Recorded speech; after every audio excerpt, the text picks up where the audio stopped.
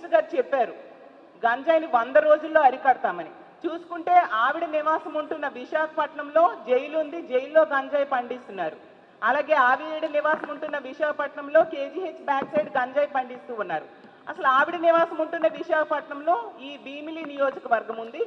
ఇలాంటి సంఘటనలు మనం చూస్తూ ఉన్నాము. మరి గంజాయిని ఎక్కడ నిర్మూలించారు? సాక్షాత్తు ముఖ్యమంత్రి గారి సొంత నియోజకవర్గం కుప్పంలో కూడా గంజాయిని పండిస్తూ ఉన్న పరిస్థితి. అసలు హోమ్ మినిస్టర్ గారి సొంత నియోజకవర్గం మీదుగా ఈ గంజాయి సరఫరా జరుగుతూ ఉందనేసి అందరూ చెప్తూ ఉండే పరిస్థితి. సాక్షాత్తు స్పీకర్ గారే చెప్పారు వెచ్చలవిడిగా విశాఖపట్నం, ఉమ్మడి విశాఖపట్నం జిల్లాలో గంజాయి అవైలబిలిటీ పెరిగిపోయింది అని చెప్పి మీ పార్టీ వాళ్ళే చెప్తూ ఉన్నారు. అంటే ఎంత అసమర్థమైన పాలన జరుగుతూ ఉంది ఈ రాష్ట్రంలో అనేది అర్థం చేసుకోవచ్చు. హోమ్ మినిస్టర్ గారు అయితే ప్రతిసారి కూడా స్టేట్మెంట్స్ ఇస్తూనే ఉంటారు. మా కూటమి ప్రభుత్వం అధికారంలోకి వచ్చింది, మహిళలు ప్రశాంతంగా నిద్రపోవచ్చు అని. 8 నెలలు అయింది, ఎక్కడమ్మా హోమ్ మినిస్టర్ గారు మహిళలు ప్రశాంతంగా నిద్రపోతున్నారు అని నేను అడుగుతూ ఉన్నాను. మీరు తీసుకుంటే పండగ సమయంలో కోడి పుంజులతో ఫోటోలు దిగుతారు. అంటే కోడి పందాలకి బరిలో నిలపడానికి మీరేమో లైసెన్స్ ఇచ్చేసినట్టుగేనా? అసలు రాష్ట్రంలో గతంలో ఎన్నడూ జరగనట్టుగా పోలీసులను పెట్టి కోడి పందాలు నిర్వహించడం, అలాగే ఆ చుట్టుపక్కల మద్యం వెచ్చలవిడిగా దొరకడం, అంటే పోలీసులే వాళ్ళకి లైసెన్స్ ఇచ్చినట్టుగా అనుకోవాలా? ఇంత దారుణమైన పరిస్థితులు నెలకొంటే ఇలాంటి పనులు చేసే వాళ్ళకి భయం ఎక్కడుంటుంది? ఇప్పుడు మద్యం అలాగే గంజాయి వెచ్చలవిడిగా దొరకడమే కాకుండా కొత్తగా కొకైన్ దొరికింది గుంటూరులో. అంటే సాక్షాత్తు ముఖ్యమంత్రి గారి నివాసం ఉంటున్న జిల్లాలో కొకైన్ దొరికింది అంటే ఇటువైపు మన ఆంధ్రప్రదేశ్ రాష్ట్రం వెళ్తూ ఉంది. ఈ రాష్ట్రంలో మహిళల భద్రత ఏంటి?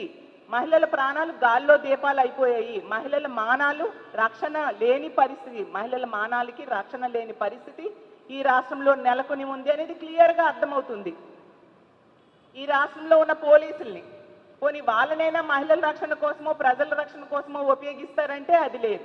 ఎంతసేపు కూడా రెడ్ బుక్ రాజ్యాంగం ఎలా అమలు చేయాలి, ప్రతిపక్ష పార్టీ వాళ్ళకి కక్ష సాధింపులు ఏ విధంగా చేయాలి అన్నదానికే పోలీసుల్ని ఉపయోగిస్తూ ఉండే పరిస్థితి.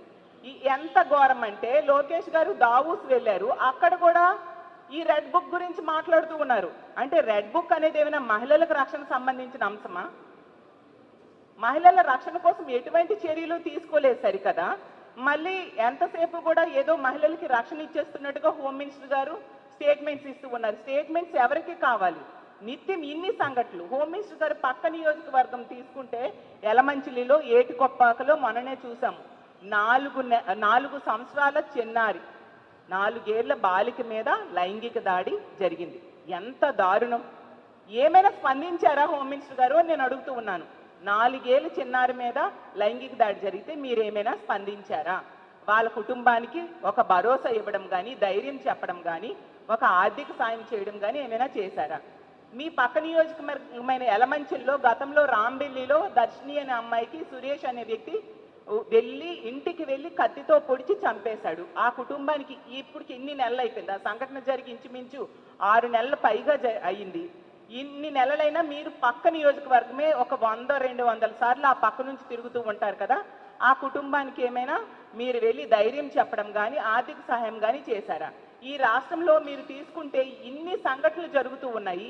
ఏ సంఘటన కూడా ప్రభుత్వం పట్టించుకున్న దాఖలాలు లేవు. కొన్ని సంఘటనలు ఎక్కడైనా వీళ్ళు పట్టించుకున్నారు అంటే ఏవైతే జగన్మోహన్ రెడ్డి గారు పరామర్శకు వెళ్తారో అక్కడికి మాత్రం హోమ్ మినిస్టర్ గారు వాళ్ళ మంత్రుల్లో తొందరగా వెళ్ళి జగన్మోహన్ రెడ్డి గారి కంటే ముందు క్రెడిట్ ఏదో కొట్టేయాలి అన్న టైప్గా వీళ్ళు వెళ్ళి పరామర్శ చేస్తూ ఉంటారు తప్ప వీళ్ళు స్వతహాగా వాళ్ళంతటి వాళ్ళు ఈ కుటుంబానికి ధైర్యం చెప్పాము, ఈ మహిళకి ధైర్యం చెప్పాము అనే సంఘటన ఎక్కడ కూడా మనం చూడని పరిస్థితులు నెలకొని ఉన్నాయి. అంటే ఎంతసేపు రాజకీయాలు చేయడం, లేదా ఇసుక లెక్కర్ వీటిల్లో ఎలా సంపాదించాలి అని ఆలోచించడం, లేదా పదవుల కోసం ప్రాకులాటలు, సీఎం పదవి డిప్యూటీ సీఎం పదవి కావాలి అనుకుంటూ కోట్లాడుకోవడం, వీటి మీద కనబరుస్తున్న శ్రద్ధ మహిళల మాన ప్రాణాల రక్షణ కోసం మీరు చూపెట్టట్లేదు అనేది క్లియర్గా తేట తెల్లమైపోయింది. ఈ రాష్ట్రంలో ఉన్న కూటమి ప్రభుత్వానికి, ఈ రాష్ట్రంలో ఉన్న మహిళలందరి తరఫున నేను వేడుకుంటూ ఉన్నాను, బెల్ షాప్స్ తొలగించండి. బెల్ షాప్స్ వలనే ఇంత విచ్చలవిడిగా మద్యం దొరుకుతూ ఉంది. మద్యం అమ్మకాల్ని తగ్గించండి. లేకపోతే ఖచ్చితంగా బెల్ షాప్స్ దగ్గరికి వెళ్ళి మా వైఎస్ఆర్ కాంగ్రెస్ పార్టీ తరఫున మహిళల తరఫున మేమందరము కలిసి బెల్ షాప్స్ మేమే ధ్వంసం చేసే పరిస్థితి రానున్న రోజుల్లో మీరు చూస్తారు. ఎందుకంటే మహిళలు ఈరోజు ఇంట్లో ఉన్నా భయపడిపోతున్నారు, బయటికి వెళ్ళాలంటే భయపడుతున్నారు, స్కూల్కి వెళ్ళాలంటే భయపడుతున్నారు. ఎంత దారుణమైన సంఘటనలు జరుగుతూ ఉన్న ప్రభుత్వంలో ఎటువంటి చలనము లేదు. అసలు మహిళల రక్షణ కోసం ఒక దిశ లాంటి వ్యవస్థ ఎక్కడుంది? గతంలో జగన్మోహన్ రెడ్డి గారి పాలనలో దిశ యాప్ ఉండేది, దిశ పోలీస్ స్టేషన్స్ ఉండేవి. దిశ చట్టాన్ని తీసుకొచ్చి అసెంబ్లీలో తీర్మానం చేసి కేంద్రం దగ్గర కేంద్రంకి పంపించడం జరిగింది. అది కేంద్రంలో పెండింగ్లో ఉంది. మరి దానికి మీరు కూటమి ప్రభుత్వమే కదా, ఆ దిశని పేరు కావాలంటే మార్చుకోండి.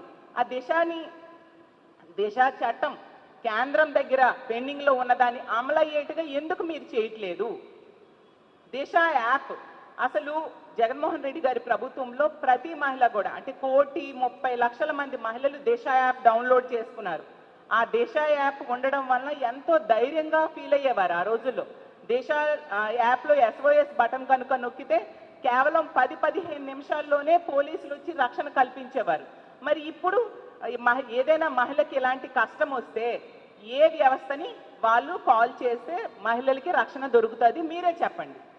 ఎంత నిర్లక్ష్యంగా మహిళల భద్రత కోసం మీరు వ్యవహరించడం నిజంగా దారుణం. ఖచ్చితంగా దీని మీద చర్యలు తీసుకోవాల్సిన అవసరం ఉంది. ఇన్ని వరుస సంఘటనలు జరుగుతున్నాయి. హోమ్ మినిస్టర్ గారు నివాసం ఉంటున్న జిల్లా, హోమ్ మినిస్టర్ గారు సొంత జిల్లాలో, ముఖ్యమంత్రి గారి సొంత జిల్లాలో జరుగుతూ ఉన్నాయి. అలాగే డిప్యూటీ సీఎం గారి సొంత నియోజకవర్గంలో జరుగుతున్నాయి. ప్రతి జిల్లాలో జరుగుతూ ఉన్నా కూడా ఎటువంటి చలనం కూడా ఈ ప్రభుత్వానికి కనిపించటం లేదు. ఎటువంటి చలనం లేని పరిస్థితి మనం చూస్తూ ఉన్నాం.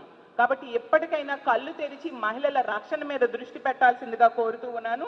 ఇలాంటి ఉదాసీన వైఖరి కనుక మీరు అమలు చేస్తూ ఉంటే రానున్న రోజుల్లో దీనికి మీరు మూల్యం చెల్లించుకోవాల్సి వస్తుందని కూటమి ప్రభుత్వాన్ని హెచ్చరిస్తూ తక్షణమే బెల్ షాప్స్ తొలగించాలని డిమాండ్ చేస్తూ ఇలాంటి సంఘటనలు జరిగినప్పుడు ఈ కుటుంబాలకి ఈ ప్రభుత్వం రక్షణ ఇవ్వాలి, అలాగే భద్రత ఇవ్వాలి, అలాగే ఆర్థిక భరోసా ఇవ్వాల్సిందిగా కూడా మేము డిమాండ్ చేస్తూ సెలవు తీసుకుంటాం.